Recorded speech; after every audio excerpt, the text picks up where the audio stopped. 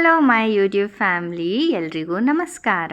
ಇವತ್ತಿನ ವಿಡಿಯೋದಲ್ಲಿ ಮುಲ್ಲಂಗಿ ಮಸಾಲ ಚಪಾತಿ ಹೇಗೆ ಮಾಡೋದು ಅಂತ ನೋಡೋಣ. ಮಾರ್ಕೆಟಿಂದ ನನಗೆ ತುಂಬಾ ಫ್ರೆಶ್ ಆಗಿರೋ ಮುಲ್ಲಂಗಿ ಜೊತೆ ಈ ಎಲೆಗಳು ಸಿಕ್ಕಿತ್ತು. ತೊಗೊಂಡು ಬಂದೆ.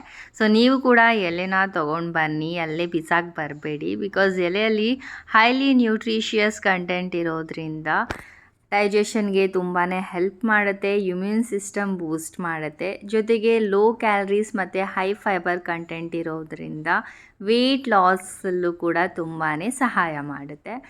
ಇಲ್ಲಿ ಮೊದಲಿಗೆ ನಾನು ರ್ಯಾಡಿಶ್ ಮುಲ್ಲಂಗಿ ಮೇಲೆ ಸಿಪ್ಪೆನ ತೆಗೆದುಬಿಟ್ಟು ಈ ಥರ ಗ್ರೇಟರ್ ಸಹಾಯದಿಂದ ಗ್ರೇಟ್ ಮಾಡ್ಕೋತಾ ಇದ್ದೀನಿ.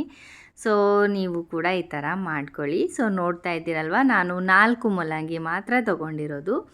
ಅದಕ್ಕೆ ನಾನಿಲ್ಲಿ 1.5 ಕಪ್ ಆಗೋಷ್ಟು ಗೋಧಿ ಹಿಟ್ಟನ್ನು ಆ್ಯಡ್ ಮಾಡ್ಕೊಂಡಿದ್ದೀನಿ.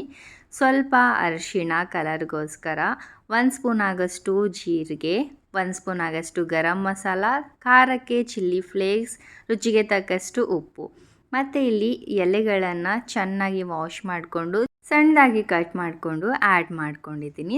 ಎಲ್ಲನೂ ಚೆನ್ನಾಗಿ ಕಲಿಸ್ಕೊಳ್ಳಿ. ನೀರೇನು ಹಾಕೋ ಅವಶ್ಯಕತೆ ಇಲ್ಲ. ನಿಮಗೇನಾದರೂ ಸ್ವಲ್ಪ ತೆಳುವಾಗಿ ಅನಿಸಿದರೆ ಇನ್ನೂ ಸ್ವಲ್ಪ ಹಿಟ್ಟನ್ನು ಹಾಕೋಬೋದು. ಗಟ್ಟಿಯಾಗಿ ಅನಿಸಿದರೆ ಸ್ವಲ್ಪ ನೀರನ್ನು ಆ್ಯಡ್ ಮಾಡ್ಕೋಬೋದು. ಸ್ವಲ್ಪ ಎಣ್ಣೆನ ಹಚ್ಕೊಂಡು ಅಗೇನ್ ಒಂದ್ಸಲ ಚೆನ್ನಾಗಿ ಕಲಿಸ್ಕೊಂಡು ಸೈಡಿಗೆ ಎತ್ತಿಡ್ತೀನಿ.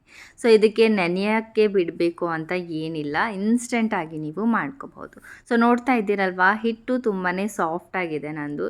ನಾರ್ಮಲಿ ನೀವು ಚಪಾತಿ ಮಾಡುವಾಗ ಸ್ವಲ್ಪ ಗಟ್ಟಿಯಾಗಿಯೇ ನಾದ್ಕೊಳ್ತೀರಲ್ವ, ಆ ಥರ ಮಾಡ್ಕೊಂಡಿದ್ರು ನಡೆಯುತ್ತೆ. ಬಟ್ ನನ್ನ ಮಕ್ಕಳಿಗೆ ಟಿಫನಲ್ಲಿ ಸ್ವಲ್ಪ ಸಾಫ್ಟ್ ಆಗಿರಲಿ ಅಂತ ಹೇಳಿ ಸ್ವಲ್ಪ ತೆಳುವಾಗಿ ಹಿಟ್ಟನ್ನು ನಾದ್ಕೊಂಡಿರೋದು ನಾನು. ಓಕೆ, ಹಿಟ್ಟನ್ನು ಹಚ್ಕೊಂಡು ನಾರ್ಮಲ್ ಚಪಾತಿ ಹೇಗೆ ಮಾಡ್ತೀವಿ ಹಾಗೆ ಮಾಡ್ಕೋಬೋದು. ಬಟ್ ನಾನು ಹಿಟ್ಟು ಸ್ವಲ್ಪ ತೆಳುವಾಗಿರೋದ್ರಿಂದ ಜಾಸ್ತಿ ಲಟ್ಸೋಕ್ಕೆ ಆಗೋದಿಲ್ಲ. ಅದಕ್ಕೆ ಕೈ ಸಹಾಯದಿಂದ, ನನ್ನ ಕೈಯಿಂದನೇ ನಾನು ಅದನ್ನು ಯಾವ ಶೇಪ್ಗೆ ಬೇಕು, ಎಷ್ಟು ತೆಳುವಾಗಿ ಬೇಕು ಅದನ್ನು ನಾನು ಮಾಡ್ಕೊಂಡಿದ್ದೀನಿ. ನಿಮಗೆ ಬರ್ತಾ ಇಲ್ಲ ಅಂತಂದರೆ ನೀವು ಬಟರ್ ಪೇಪರ್ ಕೂಡ ಯೂಸ್ ಮಾಡ್ಕೋಬೋದು. ಆಯಿಲಿಂದ ನೀವು ಆರಾಮಾಗಿ ಚಪಾತಿನ ಮಾಡ್ಕೋಬೋದು. ಸ್ವಲ್ಪ ತುಪ್ಪನ ಹಚ್ಕೊಂಡು ನಾನು ಈ ಮಸಾಲ ಚಪಾತಿನ ಆ್ಯಡ್ ಮಾಡ್ಕೊಂಡಿದ್ದೀನಿ.